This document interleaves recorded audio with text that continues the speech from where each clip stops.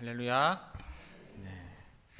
이 시간 말씀을 통해 주시는 은혜가 충만하게 임하기를 바랍니다. 자, 오늘은 영혼을 돌보는 교회라는 제목과 함께 머무름이라는 부제로 말씀의 은혜를 나누고자 합니다. 성도 여러분, 한 주간 평안하셨는지요? 우리가 사는 세상을 보면 겉으로는 참 분주하고 활기차 보입니다. 양주시에도 거리마다 이제 차가 너무나 많고요. 사람들도 바쁘게 움직입니다. 우리 역시 그 속에서 아무 일 없는 듯이 살아가고 있어요. 사람은 겉으로 보면 참 멀쩡하게 보일 수 있습니다. 밥도 잘 먹고요. 일도 잘 처리하고 사람들을 만나서 웃으면서 인사를 나눕니다. 하지만 겉모습이 괜찮다고 해서요, 속마음까지 괜찮은 것은 아닐 거예요. 겉으로는 웃고 있지만 속은 무너져 내리고 있을 때가 있습니다. 어떤 날은요, 생각이 하도 많아서 밤새 뒤척이며 잠들지 못하는 밤이 있습니다. 남들에게 말하면 별거 아닌 거 가지고 유난 떤다고 할까봐 누구에게도 말할 수 없는 걱정을 혼자 끌어안고 끙끙 앓는 날도 있습니다. 누군가 나를 오해하고 무심코 던진 한마디가 마음에 상처를 남기고 지나가면 그 상처는 소리도 없이 마음 깊은 곳으로 가라앉아서 멍이 들고 맙니다. 오늘 이 자리에 앉아 계신 분들 중에도 이러한 마음 가운데 오신 분들이 있을 것입니다. 아침에 교회 오시면서 집사님 얼굴 좋아 보이네, 무슨 좋은 일 있어? 라고 인사를 받았지만 속으로는 내 속이 썩어 문드러지는 걸 누가 알까? 라면서 쓴웃음을 지었을지도 모릅니다. 예배 자리에 앉아서 찬송을 부르고 있지만 내 마음은 마치 바람 앞에 촛불처럼 위태롭게 흔들릴 때도 있습니다. 기도하려고 무릎을 꿇었지만 막막함에 한숨만 나오고 말이 나오지 않는 순간이 있습니다. 많은 사람들과 함께 있어도 마음속 깊은 외로움이 쉽게 사라지지 않는 날도 우리에겐 분명히 있습니다. 그런데 여러분, 이러한 모습이요, 믿음이 없어서일까요? 아니면 기도가 부족해서일까요? 저는 둘 다 아니라고 생각을 합니다. 성경을 가만히 들여다보면은요, 위대한 믿음의 사람들도요, 우리와 똑같았습니다.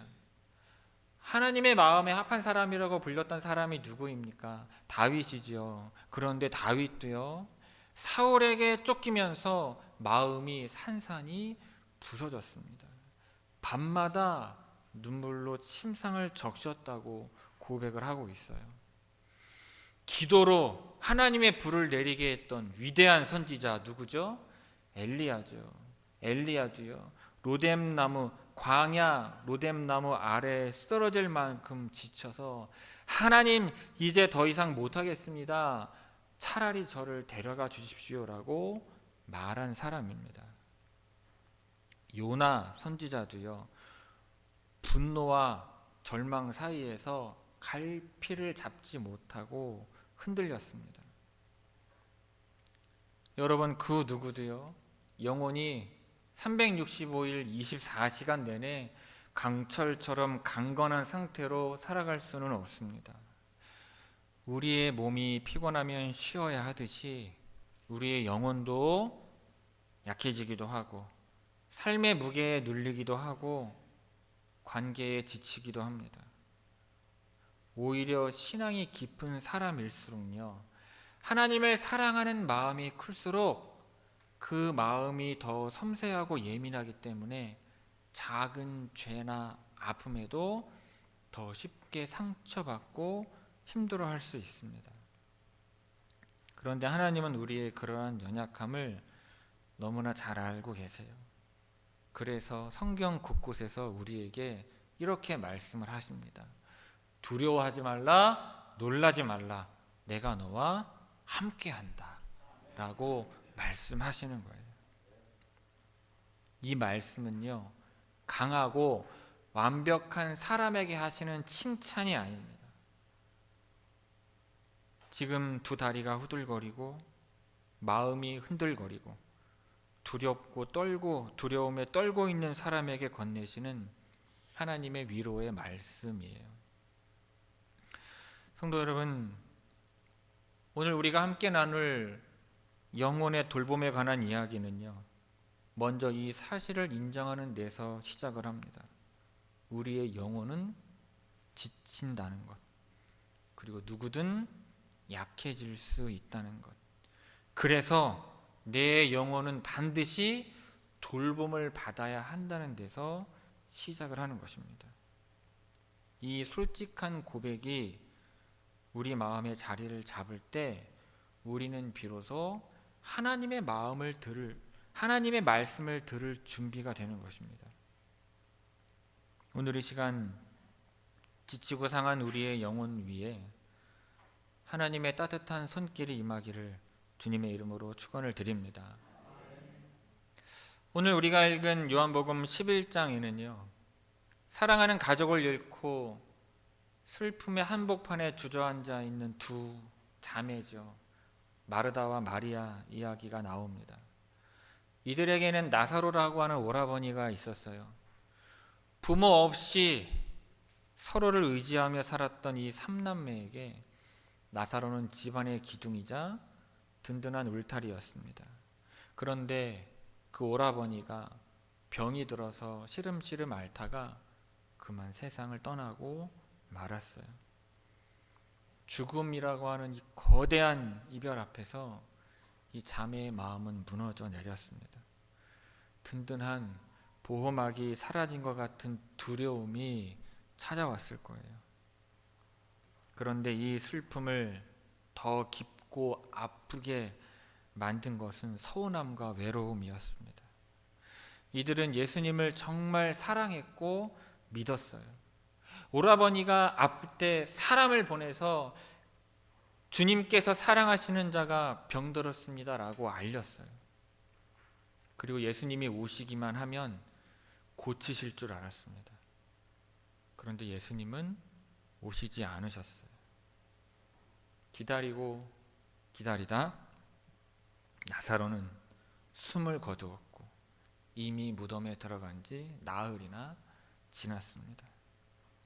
예수님이 뒤늦게 마을에 도착하셨을 때 마리아는 예수님의 발 앞에 엎드려 통곡하면서 이렇게 말을 합니다. 주께서 여기 계셨더라면 내 오라버니가 죽지 아니하였겠나이다.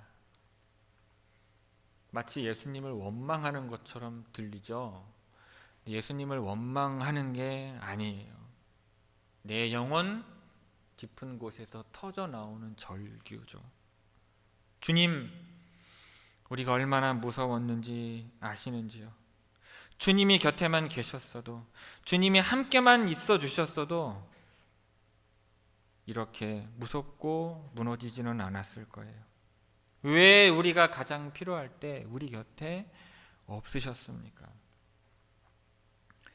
마리아는 지금 옳고 그름을 따지고 있는 게 아닙니다. 사랑하는 오라버니를 잃은 상실감, 그리고 홀로 남겨졌다는 깊은 외로움을 토해내고 있는 거예요. 주변에 있던 유대인들도 함께 울었고요. 장례식장은 온통 울음바다가 되었습니다. 그런데 여러분, 이것이 우리가 살아가는 모습 아닙니까? 죽음 앞에서, 질병 앞에서, 실패 앞에서 우리가 할 수 있는 일이라곤 그저 서로를 부둥켜 안고 우는 것밖에 할 수 없는 우리의 모습 아닙니까? 그런데 바로 이 장면에서 예수님은 어떻게 반응을 하셨을까요? 모든 것을 아시는 주님, 잠시 후면 나사로를 다시 살리실 능력의 주님께서 이들의 눈물 앞에서 어떻게 하셨습니까?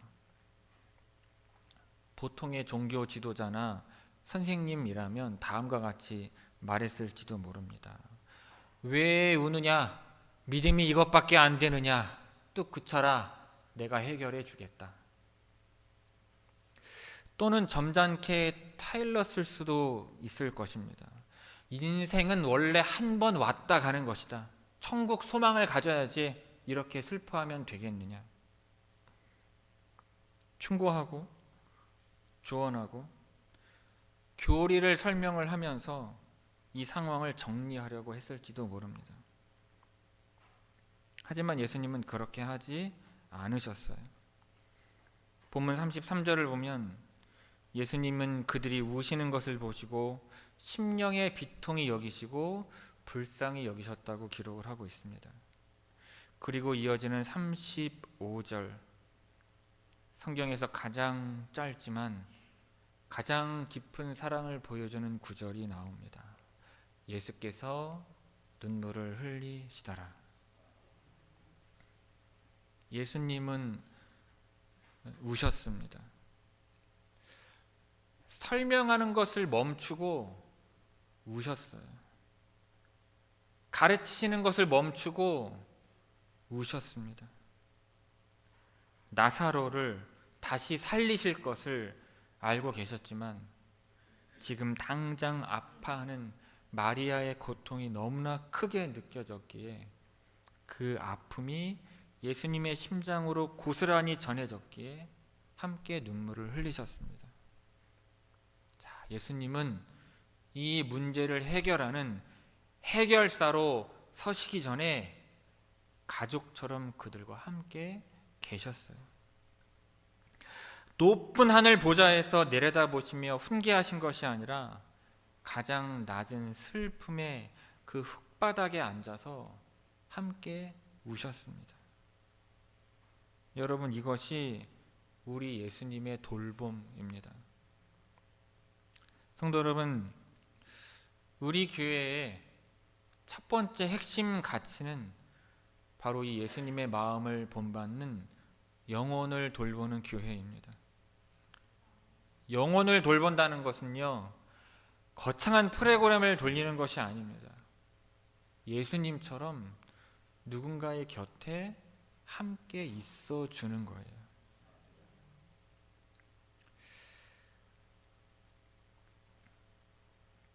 가장 먼저 해야 할 일은요, 바로 자기 자신의 영혼을 돌보는 것입니다. 비행기를 타면은 비상시에 산소 마스크가 내려온다고 하죠. 스튜어디스 분이 설명을 해주시는데, 저는 비행기를 많이 타지 않지만 스튜어디스 분이 앞에서 설명할 때 저는 매번 집중해서 이렇게 보고 듣습니다. 매번 똑같아요. 그런데 뭐라고 하느냐? 보호자가 먼저 마스크를 착용하고 그 후에 어린이나 노약자를 도와주십시오라고 말을 합니다. 비행기를 타보셨어야 아시죠? 왜 그렇게 말을 할까요? 내가 먼저 숨을 쉬어야 남을 도울 수 있기 때문입니다. 영혼의 원리도 똑같습니다. 내 영혼의 물탱크가 말라서 비어 있는데 누구에게 물을 줄 수 있겠습니까? 내가 지쳐서 쓰러지기 일보 직전인데 누구를 일으켜 세워주겠습니까? 그렇다면 내 영혼을 어떻게 돌볼 수 있을까요? 여러분, 우리는 예배를 통해서 내 영혼을 돌봅니다. 새벽에 나와 기도하는 시간, 수요일 저녁에 모여 함께 찬양하는 시간, 그리고 거룩한 주일에 온 성도가 모여서 드리는 이 예배는 단순히 교회에 출석 도장을 찍는 시간이 아니에요. 내 영혼이 숨을 쉬는 산소 호흡기와 같은 시간입니다. 왜 우리가 새벽 기도회, 수요 예배에, 주일 예배에 빠짐없이 나오려고 애를 씁니까? 율법적인 의무감 때문입니까? 아니죠. 이 시간이 없으면 내 영혼이 세상의 풍파에 말라버리기 때문입니다. 예배는 확인하는 시간이에요. 아, 내가 혼자가 아니구나. 하나님이 지금 내 곁에 계시는구나. 하나님이 내 눈물을 알고 계시는구나. 이것을 확인하는 시간입니다. 예배를 통해서 우리는 지금 여기에 나와 함께 하시는 임마누엘의 하나님을 경험하는 것입니다. 세상에서 상처받고 찢긴 내 영혼을 하나님께서 수고했다, 내가 다 안다 라고 하시며 안아주시는 돌봄의 현장이 바로 예배입니다. 여러분, 스마트폰 배터리 다 닳으면 어떻게 하세요? 충전기에 꽂으시죠. 그것처럼 우리의 예배는, 우리는 이 예배의 자리에서 내 영혼을 하나님과 연결을 해야 합니다. 그리고 반복해서 내 영혼에게 말해줘야 돼요. 내 영혼아, 너는 지금 하나님께 돌봄을 받고 있다. 너는 안전하다. 너는 사랑받고 있다라고 스스로에게 말해주셔야 됩니다. 성도 여러분, 남을 돌보기 전에 여러분 자신을 먼저 돌봐주시기를 바랍니다. 예배의 자리를 생명처럼 여기시기 바랍니다. 그렇게 하나님의 품 안에서 여러분의 영혼이 먼저 따뜻하게 돌봄 받기를 주님의 이름으로 축원을 드립니다. 자, 그렇게 하나님의 돌봄으로 내 영혼이 따뜻해졌다면 이제 그 온기는 자연스럽게 밖으로 흘러나가야 합니다. 우리 교회는 서로의 영혼을 돌보는 교회가 되어야 돼요. 가정을 돌보고 다음 세대를 돌보고 지역사회를 돌보는 것도 중요합니다. 하지만 오늘은 먼저 우리 곁에 앉아있는 교우들, 믿음의 식구들을 어떻게 돌볼지 생각해 보셔야 돼요. 우리는 함께 봉사하고 사역을 하면서 서로를 돌볼 수도 있습니다. 하지만 우리 교회가 서로의 영혼을 가장 깊이 그리고 가장 가까이에서 만날 수 있는 곳은 바로 아시다시피 속회입니다. 우리는 속회로 모여서 서로의 삶을 나눕니다. 그런데 이때 우리가 정말 조심해야 할 것이 있습니다. 선한 의도로 하는 말들이 때로는 상처가 될 수 있다는 사실입니다. 누군가 속회에서 어렵고 힘든 이야기를 꺼냈을 때 우리는 너무나 쉽게 해결책을 주려고 합니다. 집사님, 그거는 기도가 부족해서 그래. 더 기도해야 돼. 권사님, 마음먹기에 달린 거야. 긍정적으로 생각하면 다 좋아질 거야. 너는 지난번에도 그러더니 왜 또 그러니? 이번에는 내 말대로 한번 해봐. 여러분, 이런 말들이요, 틀린 말들은 아니에요. 맞는 말들이고 좋은 말들입니다. 하지만 영혼을 돌보는 자리에서는 이러한 말들이 오히려 독이 될 수가 있습니다. 충고하고 조언하고 평가하고 판단하는 말들로는 영혼을 돌볼 수 없습니다. 충고와 조언은요, 대개 말하는 사람이요, 듣는 사람보다 위에 있을 때 나옵니다. 나는 답을 알고 너는 모른다. 나는 괜찮고 너는 문제가 있다는 무의식적인 우월감이 깔려 있기가 쉽습니다. 여러분, 그것은 가르치는 것이지 돌보는 것이 아니에요. 평가하고 판단하는 말은요, 내가 그 사람 옆에 있는 것 같지만 사실은 심리적으로 거리를 두고 관찰하는 것입니다. 비를 맞고 있는 사람이 있으면 어떻게 해야 할까요? 그 사람에게 우산을 씌워주거나 아니면 함께 비를 맞아야 하는데, 나는 그 옆에서 우산을 쓰고서 저 사람은 왜 비를 맞고 있나? 라고 분석하는 것과 같습니다. 그렇다면 우리는 어떠한 말을 해야 하겠습니까? 영혼을 살리는 언어는 공감의 언어입니다. 정말 힘드셨겠어요. 어떻게 그 시간을 견디셨어요? 집사님, 그렇게 버텨낸 게 정말 대단해 보여요. 집사님 많이 아팠죠? 내가 오늘부터 집사님 위해서 정말 기도할게요. 여러분, 칭찬, 위로, 축하, 응원, 지지, 격려, 이러한 말들의 공통점은 무엇일까요? 바로 말하는 그 상대방과 함께 있다는 것입니다. 이것은 그 사람 위에서 내려다보는 말도 아니고 밖에서 구경하는 말도 아닙니다. 그 사람의 아픈 마음속으로 들어가는 언어예요. 병원에서 목회자들이 환자들을 돌보는 훈련을 할 때 가장 중요하게 배우는 것이 하나 있습니다. 훌륭한 설교를 해주는 것도 아니고 성경 지식을 가르쳐 주는 것도 아닙니다. 그것은 바로 함께 머물러 있는 것입니다. 환자가 고통스러워하는 그 순간에 도망가지 않고 곁에 있어주는 것, 어설픈 말로 침묵을 깨지 않고 그저 따뜻한 눈빛으로 손을 잡아주는 것, 그것이 최고의 돌봄입니다. 인생의 위기를 만난 사람, 질병과 싸우는 환우, 도저히 넘을 수 없을 것 같은 장애물 앞에 선 성도, 사랑하는 이를 잃고 슬픔에 잠긴 분들에게 필요한 것은 100마디의 정답이 아닙니다. 내가 당신과 함께 있겠습니다 라는 따뜻한 인기척이에요. 예수님께서 나사로의 무덤 앞에서 아무 말 없이 우셨던 것처럼 우리의 속회가, 우리의 교회가 함께 울어주는 공동체가 되기를 바랍니다. 아무 말 하지 않으셔도 괜찮습니다. 그저 곁에 머물러 주십시오. 사람은요, 누군가가 내 곁에 진심으로 머물러 줄 때 내가 혼자가 아니구나 라고 느끼게 되고, 그럴 때 일어설 힘을 얻게 됩니다. 여러분, 그것이 하나님께서 우리에게 심어두신 생명력이에요. 여러분, 우리 교회가 다른 사역을 하지 않으면 침체되고 어려워질 것 같으십니까?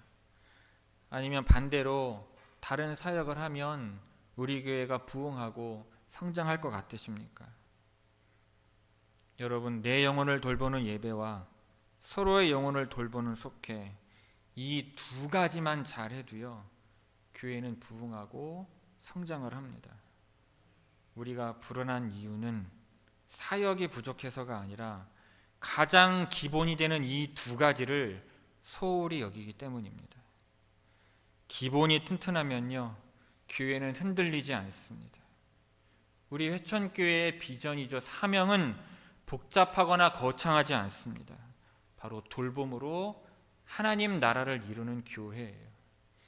건물이 화려하다고 좋은 교회가 아닙니다. 프로그램이나 시스템이 좋다고 좋은 교회가 아닙니다. 내가 무너져 내릴 때 내 아픈 속마음을 꺼내놓아도 판단받지 않고 있는 그대로 받아주는 누군가 있는 곳, 그래서 다시 살아갈 힘을 얻는 곳이 진짜 좋은 교회입니다. 겉으로는 멀쩡해 보이지만 속으로는 울고 있는 누군가가 바로 내 옆자리, 우리 속회 안에 있을 수 있습니다. 그리고 어쩌면 그 사람이 오늘은 나일 수도 있어요. 이제 두 가지를 마음에 새기시기를 바랍니다. 첫째로, 여러분의 영혼을 먼저 돌보십시오. 지친 여러분의 영혼을 이끌고 예배의 자리로 나오십시오. 하나님은 단 한 번도 여러분을 떠난 적이 없으십니다. 주님의 따뜻한 품 안에 안겨서 하나님, 저 힘들어요 라고 솔직하게 고백을 하십시오. 주님께서 따뜻하게 안아주실 것입니다. 둘째로, 우리 곁에 있는 사람들을 돌아보시기 바랍니다. 나의 따뜻한 눈빛 하나, 판단하지 않고 들어주는 귀, 공감하는 말 한마디를 기다리는 영혼이 있습니다. 그렇게 우리가 서로에게 작은 예수님이 되어주시기를 바랍니다. 충고 대신에 공감을, 판단 대신에 격려를, 지적하는 대신에 함께 울어주는 눈물을 선택하시기를 바랍니다. 영혼을 돌보는 교회, 이것은 우리가 서로의 곁에 머물러 줄 때 일어나는 기적의 이름이 될 것입니다. 차가운 세상 속에서 우리 회천교회가 영혼들의 가장 따뜻한 피난처가 되기를 소망합니다. 비를 막아주는 든든한 지붕이 되고 넘어진 무릎을 털어주는 다정한 손길이 되기를 원합니다. 하나님께서 우리 모두의 영혼을 친히 돌보시고 우리를 통해 서로를 돌보는 놀라운 은혜를 주시기를 주님의 이름으로 축원을 드립니다.